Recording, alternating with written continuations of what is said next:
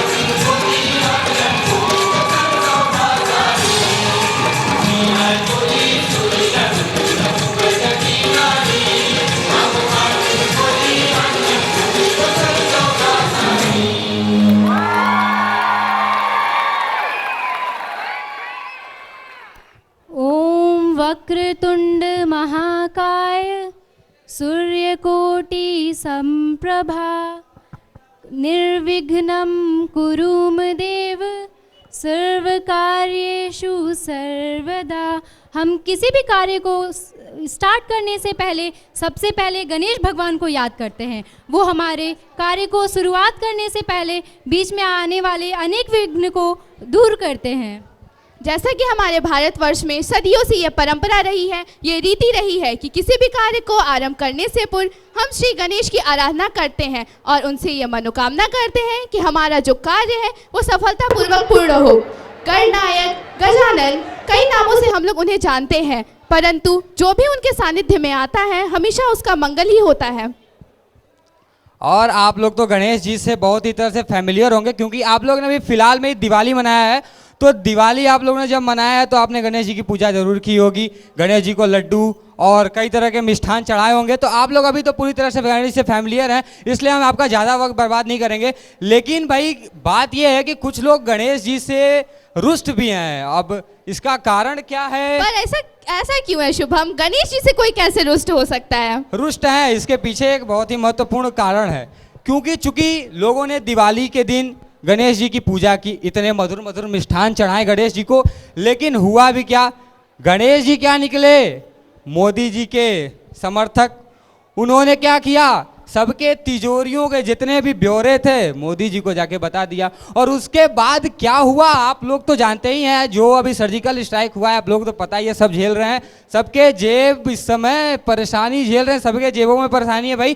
तो गणेश जी ने चूंकि इतना बड़ा काम किया है, इतना बड़ा सर्जिकल स्ट्राइक में हमारा मदद किया है हमारे देश का, जिससे काला धन वापस आने वाला है, जो कि वापस आने वाला है, पता नहीं आएगा कि नहीं, लेकिन जो भी हो बहरहाल वो अलग बात है। लेकिन अभी हमें इतने बड़े कार्य के लिए गणेश जी को थैंक्स बोलना चाहिए। तो उस थैंक्स बोलने के लिए और हमारे प्रोग्राम को एक नया प्रारूप देने के लिए हम बुलाना चाहेंगे स्टेज पर परफॉर्मर्स को गणेश वंदना लेकर। So guys, please give a huge round of applause for the students who are coming on the stage with Ganesh वंदना। एक बार जोरदार तालियां हो जाए गणेश जी के लिए और स्टूडेंट्स के लिए।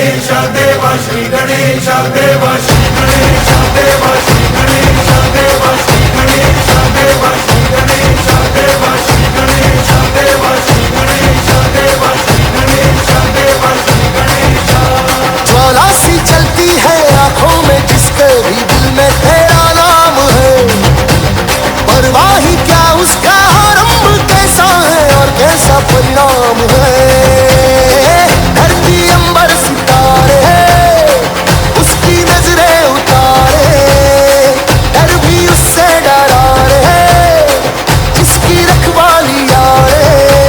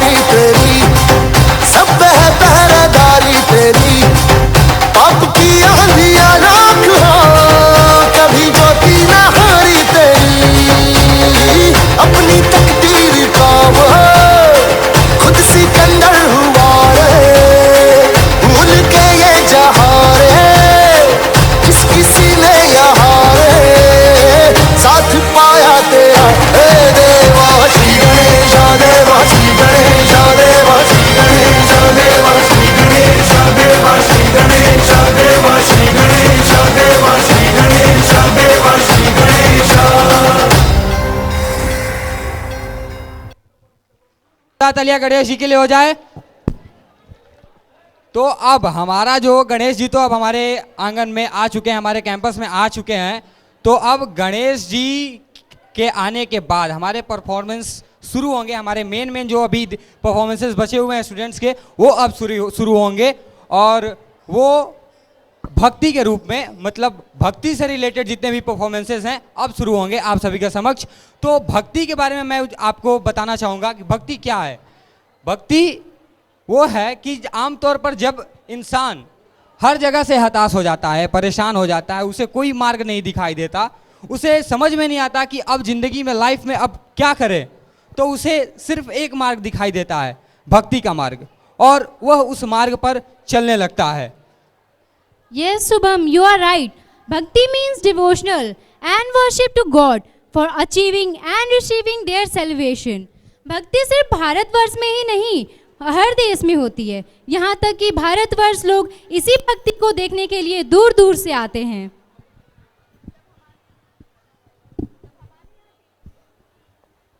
जब हमारे यहाँ 13वीं शताब्दी में इस्लामियों ने आक्रमण किया, तब हमारे भारत के क्षत्रियों ने, राजाओं ने अपने बल पौरुष के बराबर युद्ध तो किया ही, अपने भारतवर्ष को बचाने की पूर्ण कोशिश की। पर जब वो हारने लगे, वो हताश होने लगे, तो उन्हें सिर्फ एक ही मार्ग नजर आया, वो था भक्ति का, और वह उस भक्ति के मार्ग पर चल पड़े। वैसे ये तो इस भक्ति को ऐसे कहा जाता है कि 13वीं शताब्दी में इसकी नींव रखी गई, लेकिन भक्ति की नींव 6ठी शताब्दी में ही दक्षिण के लोगों ने भक्ति की नींव 6ठी शताब्दी में ही रख दी थी। वहाँ के अलवार, नैनार, शैव, वैष्णव आदि समुदाय के लोग इसका उदाहरण भी हैं। तो भक्ति के प्रारूप को अभी और वर्णन करना बाकी है, तो आप बताएं। परंतु शुभम, भक्ति 13 कोटि देवताओं का इतना तेजी से बढ़ोतरी कैसे होने लगा, तुम्हें पता है इसके बारे में? मैं आपको बता दूं कि जब इंसान की इच्छा एक जगह से पूर्ण नहीं होती है तो वो दूसरी जगह भटकने लगता है, फिर दूसरी जगह से भी पूर्ण नहीं होती तो वो तीसरी जगह जाता है। इसी तरीके से जब तक इंसान की इच्छा पूर्ण नहीं हो जाती, वो एक दूसरे से दूसरी जगह तो भटकता ही रहता है। इसी का वजह है कि आज भारत में लोगों ने अपने अपने इच्छाओं के अनुसार देवी देवताओं की उत्पत्ति कराना आरंभ कर दिया, और इसी का वजह है कि हमारे भारतवर्ष में आज देवी देवताओं की संख्या में इतना ज़्यादा इजाफा हुआ है। हाँ, देवी देवताओं की संख्या में तो बढ़ोतरी हुई है, तो वो अच्छी बात भी है हमारे लिए। तो अभी आप लोग देखेंगे इंट्रो भक्ति के रूप में हमारा जो परफॉर्मेंस अभी आप सबों के समक्ष आएगा, वो भक्ति को पूरी तरह से प्रेरित है। सो एक बार जोरदार तालियां आप लोग बजा दें हमारे परफॉर्मेंसेस के लिए। Please guys, give a huge round of applause for the students. Loving devotion and believe in God. The Bhakti movement in India aimed at the principle of monotheism, that is, existence of one God. एक नूर ते सब जग पुजारा, कौन पले कौन दे।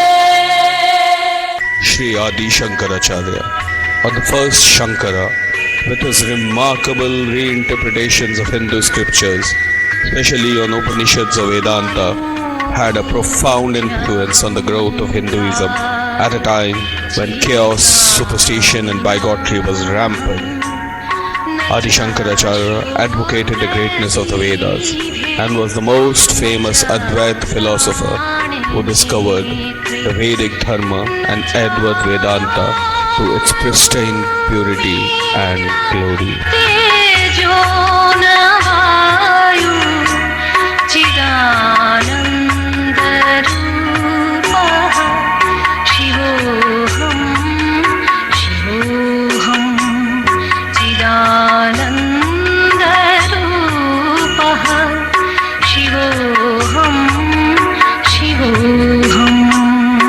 Sikhism, founded by Guru Nanak Dev, accepted some of the aspects of radicalized bhakti and admitted some of its practices into its own ordained set.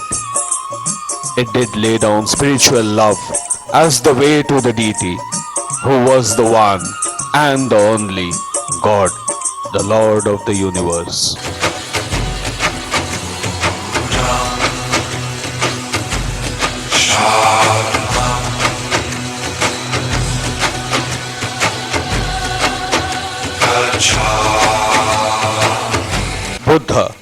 means the enlightened one.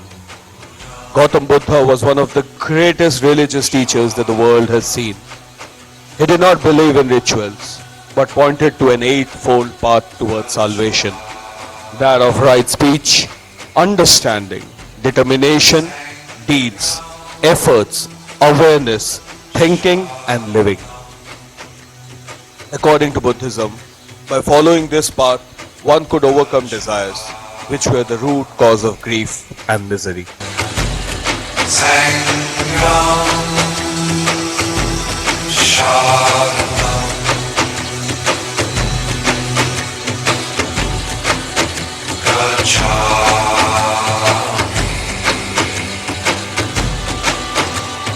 अर्हन्तो Bhagwant इन्द्रमहिताः सिद्धाश्च Siddhi. Lord Mahavir was the 24th and the last Tirthankara of the Jain religion. He preached that right faith, right knowledge and right conduct together will help attain the liberation of self. His teachings reflected the popular impulse towards internal beauty and harmony of the soul. सबसे ऊंची प्रेम सगाई, सबसे ऊंची प्रेम सगाई, दुर्योधन को मेवा त्यागो, साग विदुर घर पाई, सबसे ऊंची प्रेम सगाई, सबसे. During the reign of Akbar, a great saint, Surdas, was born. He was blind and was beyond the parochial religious beliefs. His loving description of Krishna's life in a folk language known as Brij Bhasha is still today a treasure of Krishna's bhajans. मोको कहाँ ढूंढे रे बंदे, मैं तो तेरे पास में. Followers of Bhakti movement in 12th and 13th century included saints like Sant Kabir, who insisted on the devotional singing of praises of the Lord through their own compositions. पास में नाम देवल, नाम मस्जिद, ना काबे कैलाश में, ना तो कौने क्रिया कर्म में, नहीं जोग बैराग में. मोको कहाँ ढूंढे पापाची वासना नको दाउडोळा, त्याहुनी आंधळा बराच मी. पापाची. Born in Dehu village 18 miles away from Pune, Sant Tukaram is the most popular saint of Maharashtra. Tukaram was a devotee of Lord Vithala, an incarnation of Lord Krishna. Sant Tukaram's compositions are found in Guru Granth Sahib too. His abhangs provide insight into stages of God realization through the medium of bhakti or devotion. Shri Ramchandra कृपालु भज मन, हरण भव भय दारुणम्. Tulsidas, a legendary Indian poet and philosopher, is regarded as the foremost seer of Hinduism. Believed to be an incarnation of sage Valmiki, Tulsidas wrote the Ramcharitmanas, a Hindi translation of the Sanskrit Ramayana.